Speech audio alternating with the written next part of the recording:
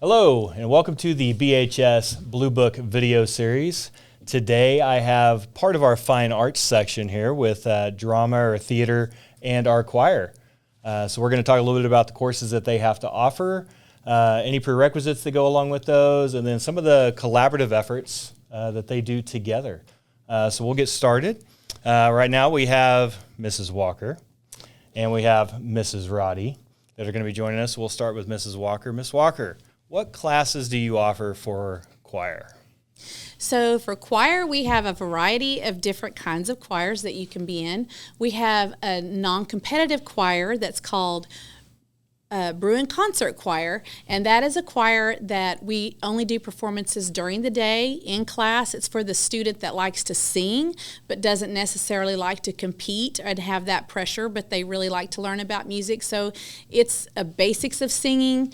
We sing a lot of fun stuff. In the fall during their class, during second hour, we did a little concert for just some teachers and their parents and families that wanted to come, and it was like a 50s concert, so it was a lot of fun. So we do things like that in that class pretty much all year. Our third hour class is called Advanced Mixed Choir, and that's for tenor bass and treble singers that want to be in an advanced choir. You must have had choir before and be able to sight sing, where we hand them music, they compete, they have robes, there's an activity fee for that class. So we have our advanced mixed choir, and then we have the Bruin Jazz Choir, which is only juniors and seniors, and they are basically our a cappella performance group. So they travel around the community. They also compete at competitions, and they don't sing with instruments. They make all the sounds with their voices technically, so that's kind of fun. And in the afternoon we have an intermediate advanced treble choir, and that is 9th through 12th grade, and that's just the students that aren't quite ready to be in the advanced choir or just beginning choir. That's a great place for them to start to learn how to sight read and to learn how to become a singer. And they compete, they're very good, they compete on a high level, so it's a great choir. Very cool.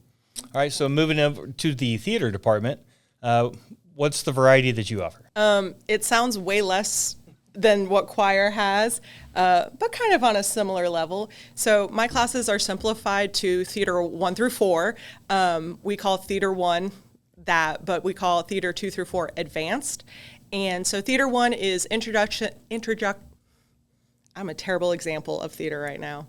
Introduction to all the foundational elements. So vocabulary, play analysis, getting up and performing in front of people, working in scenes with peers. It's a little bit of everything so people can kind of figure out what they like and what they don't like with theater. Advanced theater is performance. It is sophomores to seniors who want to focus on performing only. So that is through the different varieties of performing, such as Shakespeare, absurdism, comedy of manners, as well as contemporary stuff, musical theater. Their focus is, I want to be an actor. A new class that I started this year, and I'm so excited to continue on, is technical design for theater, which is for all the students who their worst nightmare is in being in front of people, and they like to do all the techie stuff, which is my personal favorite. So they are learning how to design sets, lights, sound, costumes, props, marketing, and stage managing. So everything that happens backstage is taught in that class. It's a junior, senior, mostly class. Sophomores can do it if they've had some decent amount of experience beforehand. And then I also teach stagecraft, which is building and painting the sets. So that's the kids who enjoy being very hands-on and like things theater, but don't necessarily want to commit to the outside class time, and they still get to be a part of the production during the school day. Outstanding. I love the variety that you guys offer. That's so neat. I forgot a class. Okay. At the end of the day, we have a class called Applied Music, and it's for students that they have to be enrolled in a competitive choir class. And that is for the students that do a lot of auditions on their own, like if they are really geared towards auditioning for the all-state honor choirs and the all-district honor choirs, or they're older and they have a lot of college scholarship auditions coming up, or they're going to be preparing for solo festival. So that is a class where it's kind of, they have to work at their own pace, and we go around the room and go into different little rehearsal rooms and help them with their solos or their things that are coming up. So it's kind of like a little more one-on-one. It's a very small class. We don't take a lot of students in it. You have to be accepted by the director because you have to, like I said, have a prerequisite of being in one of those very competitive choirs and have the intention of working on other auditions that are not something we can just work on in the big choirs. Okay. So, and we'll start with you.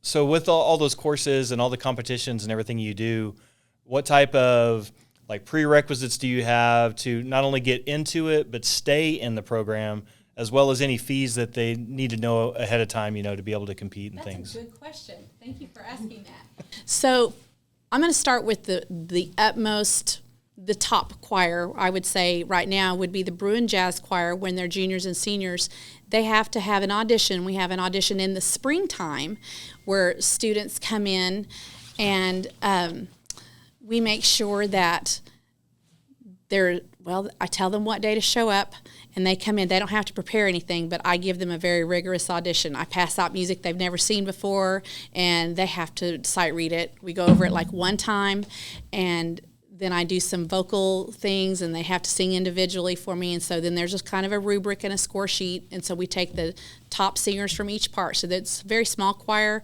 It's 23 right now. We're trying to get the number down to like 18 to 22. So every year we take a few less students.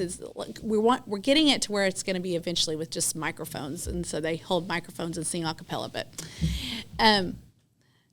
that's the hardest one to get into. So that's the prerequisite. If you need to know how to sight read, and you have to be able to hold those harmonies and be very in tune. The other classes,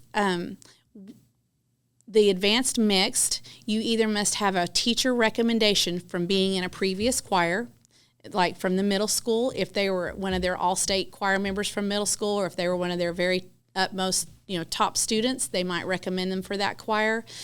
But or have been in a choir with us, then we would place them in that choir. And then the other choir, it's just by teacher recommendation. If we don't know you and we've never heard you sing, we want to hear you sing before we put you in one of the competitive choirs. But if you've been in a choir at middle school and we know you and your teachers recommend that you've worked hard in those classes, we would love to have you in them. Oh, also, you asked about fees. Mm-hmm. So we do have an activity fee because we have a uniform. They have a blue choir robe that's really cool. It's our Bruin choir robe.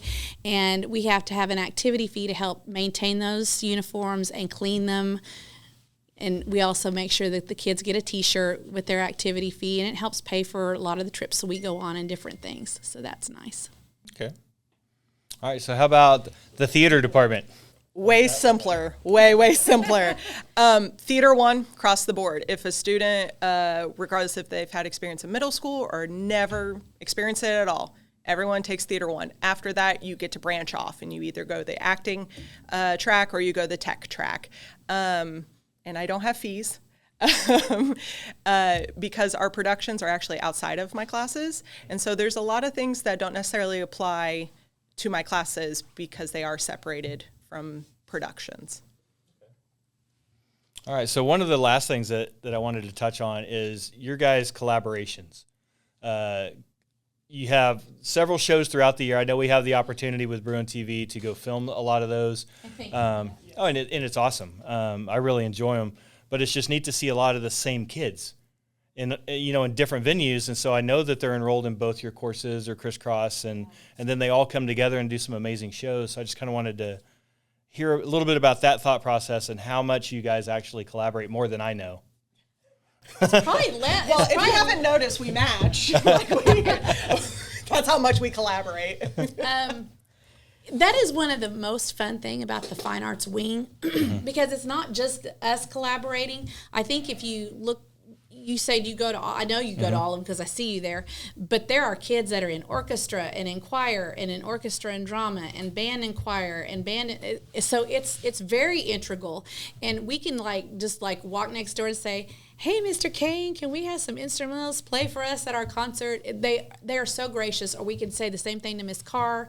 Miss Giovanetti, even in the art class, paint stuff for our sets. Yes, all the time. But Miss Roddy and I work together a lot. Well, our whole team does with Miss Watt and Miss Arnold, because we do our big musical in the spring, and that is across the board. All the classes are on deck. I mean, you could be in any of those fine arts classes, and your hands are going to be doing something in the musical, no matter how big or little it might be. It could be a lead role, or it could be I'm painting the set, or I'm, making this big giant car that we're going to be using for grease. I mean, it's a lot of fun. I like to say another way we collaborate. I don't think you do know this, but because so many of our kids are very talented in ways that I'm not personally talented, specifically in music, I ask the choir kids a lot of times to become leaders in different ways in my production. So when we do original music, or I'm like, hey, this would be a great time for us to have a dance party. I need someone to choreograph that. And it's a lot of stuff they've learned in choir that they're able to pull over and put into my classroom and in my productions, and I get to utilize them in all of their wonderful, amazing talents and skills that we've been able to teach together. Oh, and it's the same. When they go to solo festival, the judge always wants them to show facial expression. What are you singing about? It's just like giving a speech or, giving a monologue. They have to understand the emotional side and the acting portion of that as well. So, yeah, there is a lot of collaboration. I wish the kids that take fine arts could just stay down there all day. We could probably figure it out, right? Yeah. We'll pull some strings. Sure enough, we can get some crisscross. I like it. We can move around some elective, credits and whatnot to make it qualify for the state, I'm sure. Yeah. So is there anything else that you guys wanted to talk about or bring up before we wrap up here? For me, I kind of briefly touched on it, how my productions are separate. What's great about it is it offers a lot of flexibility for students who either can't fit my classes in their schedule for a lot of reasons. I have a ton of very smart kids who are taking a lot of AP courses, honor courses, doing internships. They're doing a lot of things, and they do the arts because it brings them fulfillment. But technically, on paper, they have to get all these other things that are more important.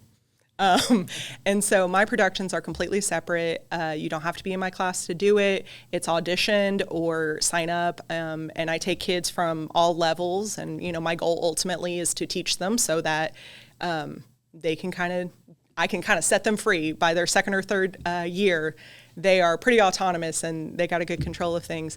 And so it gives me the opportunity to really challenge the kids in ways that you can't necessarily do in a classroom, because it's not based on a grade. It's a point of pride. Like, you got people watching you and having opinions on you. So that's a different kind of motivator and to do it on a stage in front of an audience rather than just in a classroom with your peers. But it also gives the kids tons of opportunity to be creative in ways that they can't always do in class. Like I said, we build these crazy giant sets that a lot of kids have been, my art kids, when I get a lot of Miss Geo's students, they're like, I've never had to draw something this big. I've never had to paint something this big. And I go, isn't this a great opportunity for you then? So it's a great way to explore different things with having so much more flexibility than what the classroom can give. And it is a time commitment, and so it teaches a lot of other skills that classroom may or may not be able to teach, because sometimes these kids, I try to get them home 7, 8 o'clock at night when it's one of my smaller productions, but when we get to the musical, it's a full-time job after our full-time jobs. For about 8 weeks. Yes. So, and I love that it gives them the opportunity to kind of learn those life skills of time management, taking care of themselves, taking care of their community. Like, that's a big part. We're building our communities with doing these productions. And that's kind of why I love doing what I do so much, because not only am I teaching and making these great people be even better, it is then we get to create something together. And it's a special little moment that we have, for 6 to 8 weeks, and then we have our show. And then that was it. It was great. And then it leaves the stage and we move on to the next one. But it's this beautiful moment that we get to have with students every year. Yeah, it's wonderful. It's like a whole family down there all the time. You know what? I'm so glad that you mentioned about some of your productions that they don't have to be enrolled in class for. in order to compete in choir, you have to be enrolled in the choir classes or to audition for the all-state things, but that musical is school-wide. Anyone in the whole school, you need to come and experience that. Maybe that's how you would know if you would want to be, and you can be a lead role, that you want to audition for, or maybe you just want to be a background person. Maybe we forgot to talk about tech. Yeah. And we forgot to talk about fine arts management. That is a class that you and Seth are in charge of. Seth Weimer, our auditorium manager, there is an opportunity for kids who love STEM and who love computers and who love to learn about sound equipment that may cross over with some of your students. The fine arts management program is a fantastic place for kids to learn how to run sound, how to set up lights, everything is on computers these days. So it's very much STEM, STEAM, I guess as they would call it. But the students that are geared that way, that don't want to be on the stage, but they want to figure out how to make that stage light up and how to make it look beautiful and how to enhance our performances, that would be a great place for them to be as well. Yes, I try to, this time of year when I have my kids who are on the cusp of, I don't like acting, but I really like being in your class, and I go, wait for the musical, because I'm the backstage person for the musical.